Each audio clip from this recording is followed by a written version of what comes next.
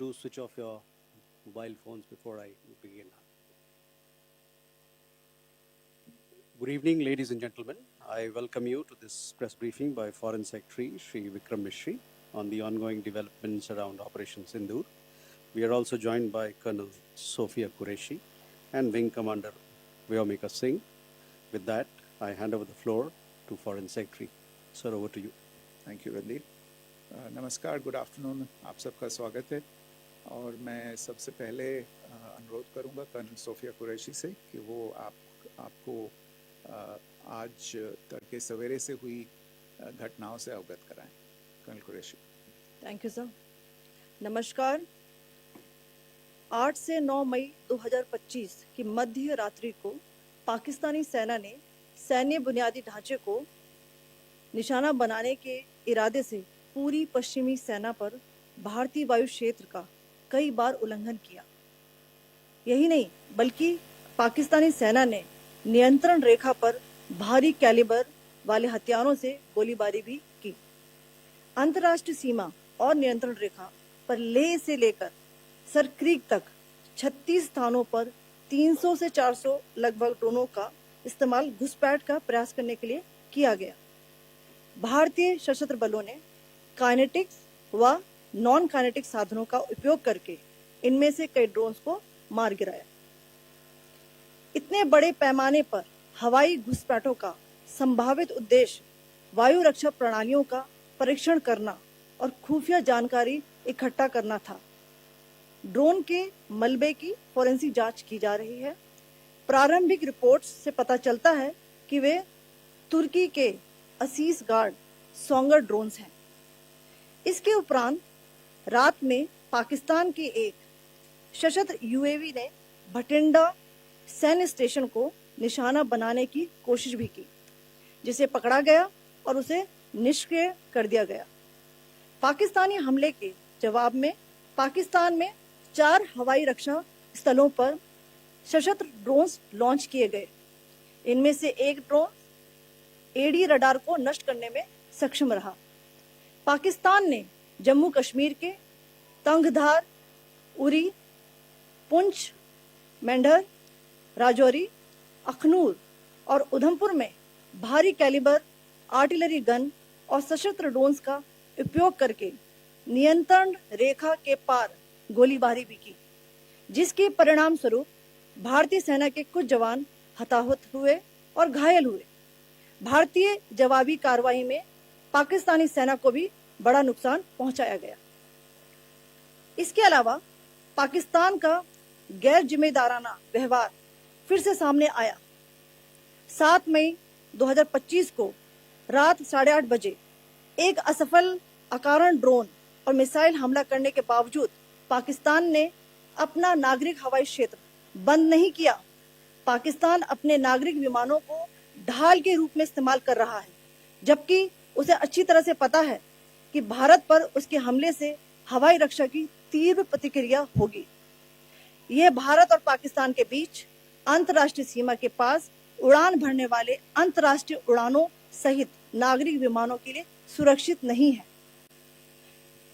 यहाँ screen shot में Punjab sector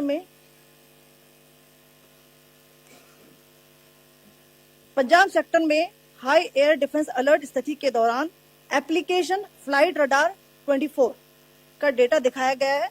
जैसा कि आप देख रहे हैं यहाँ पर भारतीय पक्ष का हवाई क्षेत्र घोषित बंद के कारण नागरिक हवाई यातायात से पूरी तरह से रहित है। कराची और लाहौर के बीच के हवाई अड्डे मार्ग पर नागरिक एयरलाइंस उड़ान भर रही है। हाई अलर्ट किया गया है विमान फ्लाइनेस एविएशन का एयरबस 320, जैसा कि आप यहाँ देख रहे हैं, जो कि शाम को 5:50 बजे दमम से शुरू हुआ और रात को 9:10 बजे लाहौर में उतरा। ये सारा डिटेल्स आप यहाँ देख रहे हैं, ये डिटेल्स यहाँ लिखा हुआ है। Can you see this?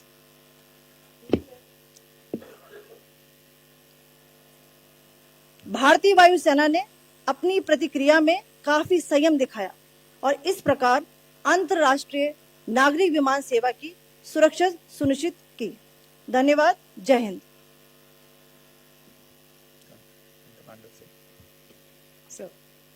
Good afternoon to you all.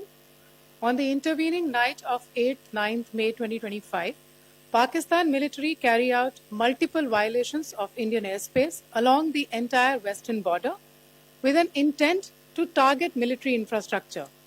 Pakistan military also resorted to firing of heavy caliber weapons along the line of control.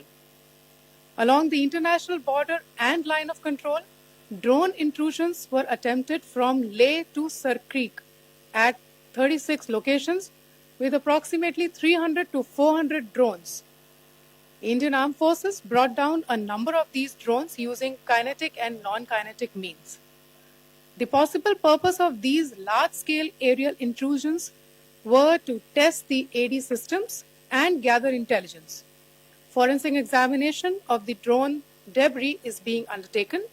Preliminary reports suggest them to be of Aziz Guard Songa drone of Turkey. Later in the night, an armed UAV of Pakistan attempted to target Bhatinda military station, which was detected and neutralized. In response to the Pakistani attack, armed drones were launched at 4 air defense sites in Pakistan. One of the drones was able to destroy an AD radar.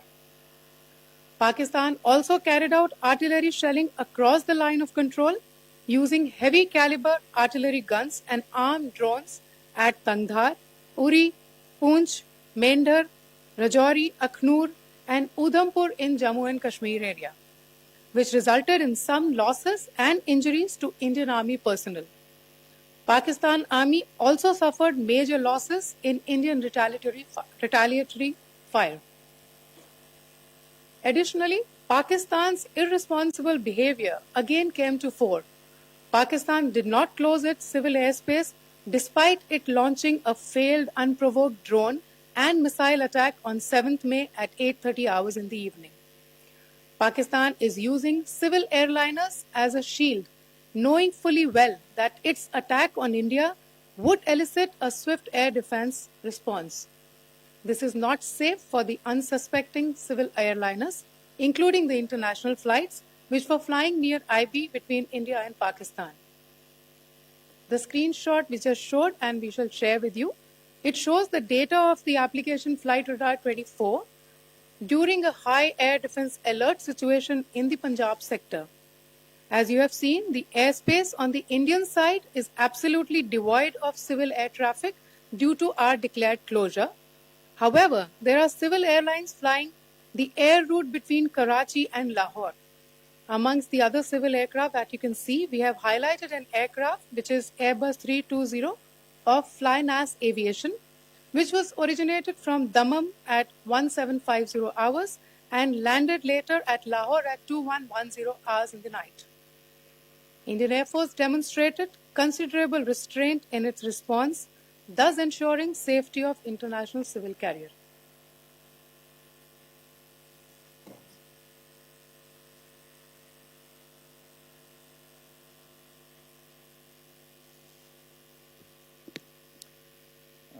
Thank you, Colonel Qureshi, Wing Commander Singh.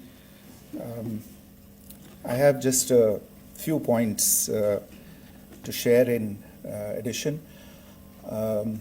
कल रात की पाकिस्तानी सेना की कायरतापूर्ण गतिविधियों से आपको colonel Qureshi और विंग कमांडर सिंह ने पहले ही अवगत करा दिया गया है. These provocative and escalatory actions that were taken by Pakistan last night were targeted at Indian cities and civilian infrastructure, in addition to some military targets. The Indian Armed Forces responded proportionately, adequately and responsibly. ये जो हमले हुए कल रात को भारतीय सैन्य इकाइयों ने पर्याप्त रूप से और एक जिम्मेदाराना रुख अपनाते हुए इन हरकतों का उत्तर दिया. What I want to underline is that the official and blatantly farcical denial of these attacks that Pakistan carried out by the Pakistani state machinery is yet another example of their duplicity and the new depths that they are plumbing in their quest for disinformation.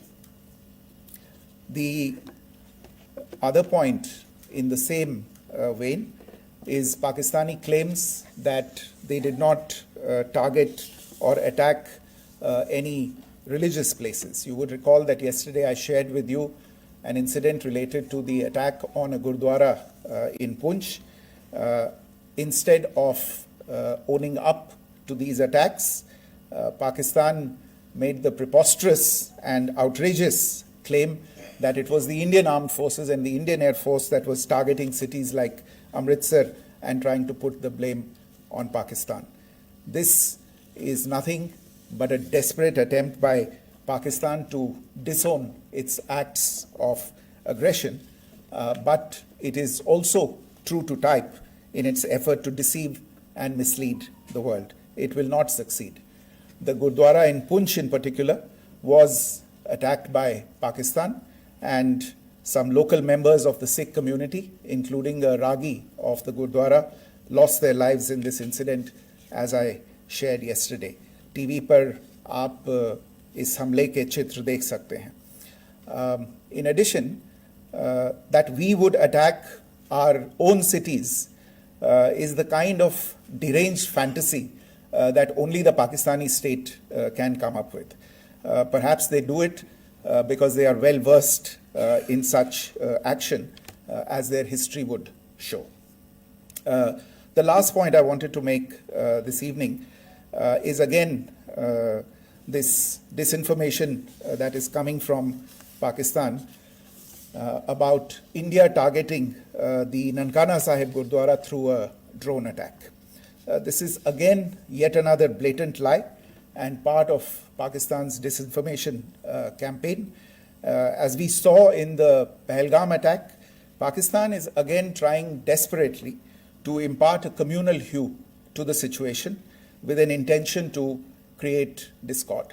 Again, we are not surprised. India's steadfast unity in itself is a challenge to Pakistan. Let me stop there. I have time only for a few questions and be happy to try and answer them. First, I call Siddharth. Siddharth, please. Hi, sir. I'm Siddharth from Beyond. So this way. Siddharth, behind, please. The other Siddharth. Yes. Hi, sir. I'm Siddharth from CNN News 18. Sir, I only want to know from you the status of Kartarpur corridor. Is it open or not? If you can. I think you're all aware of the situation along the entire India-Pakistan border and the areas around the line of control. In view of the existing security scenario, the services of the Kartarpur Sahib corridor have been suspended till further directions. We'll update you as and when there is a change in the situation. You have a question here, Rishabh? So, good evening, Rishabh from Times Now. So, you spoke about religious places being hit in Jammu. There's another religious place which is a Carmelite nun church that has been hit. What do you have to say about it, if you can explain that to us? Yeah, actually, we do have some information about this extremely regrettable and condemnable incident.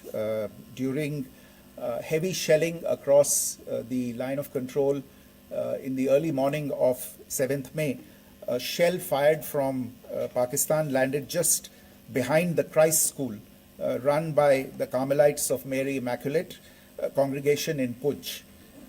Tragically, the shell fired from Pakistan hit the home of 2 students of the Christ School. Both students unfortunately lost their lives and their parents were severely injured. Another Pakistani shell struck a Christian convent of nuns belonging to the congregation of the Mother of Carmel, damaging water tanks and destroying solar panel infrastructure. Several priests, nuns, school staff, and local residents took refuge in an underground hall beneath the Christ School during the shelling by Pakistan.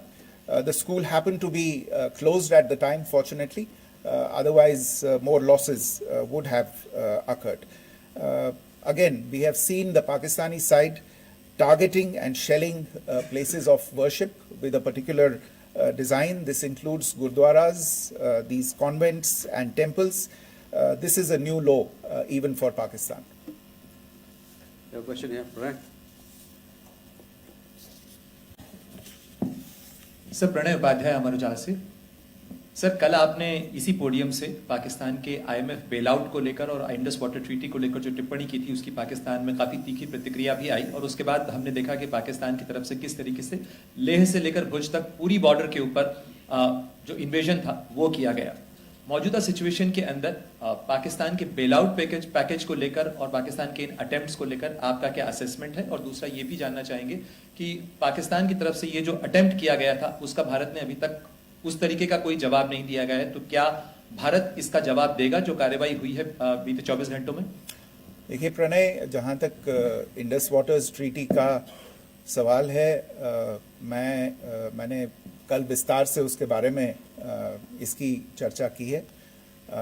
Indus waters treaty is in abeyance and as such I have nothing further to add to the decision that was announced by the cabinet committee on security.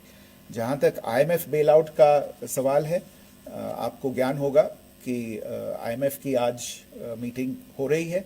हम वहाँ पे अपना पक्ष रखेंगे और जो हमारा मत है इन चीज़ों को लेके वहाँ पे साझा करेंगे दूसरे मेंबर्स के साथ। ये बोर्ड पे निर्भर है कि वहाँ पे क्या निर्णय होता है।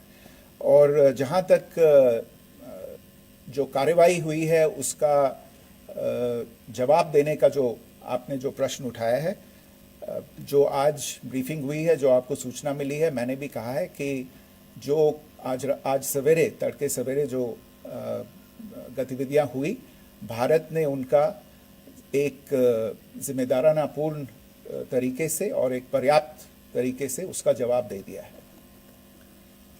Siddhant? Hi, sir. Siddhant from WION. Sir, the External Affairs Minister has spoken to many of his counterparts around the world. Yesterday, he spoke to the U.S. Secretary of State, Marco Rubio. So, what were the key areas of conversations during that call? Yes, the minister had a conversation with the U.S. Secretary of State. As you can imagine, the focus of discussions was the terrorist attack in Pahalgam and the response that India mounted after that on the 7th of May. The Secretary of State shared his thoughts on these developments with the minister. The minister deeply appreciated the US's commitment to work with India in the fight against terrorism, and he also underlined the targeted measures that India had taken in connection with Op Sindoor. The minister also underlined that India would firmly counter any attempts at escalation from there. But in follow-up to that, as you are aware, there have been a number of other conversations. The minister had a conversation with the UK Foreign Secretary, David Lammy, today. There too, the discussion centered around countering terrorism, for which there must be zero tolerance. And I understand just a short while ago, the External Affairs Minister has also spoken to the Foreign Minister of Norway, Espen Barth Eide, which was also focused on recent developments stemming from the terrorist act in Pahalgam. One last question, Sudhi. Sir, Foreign Secretary, thank you for doing this. Sudhi Ranjan from Bloomberg. Foreign Secretary, India had struck Bahawalpur the other day, which is also connected with the murder of one of us, journalist Daniel Pearl. If you could give us an understanding of what exactly are the reports that you're getting. You're right.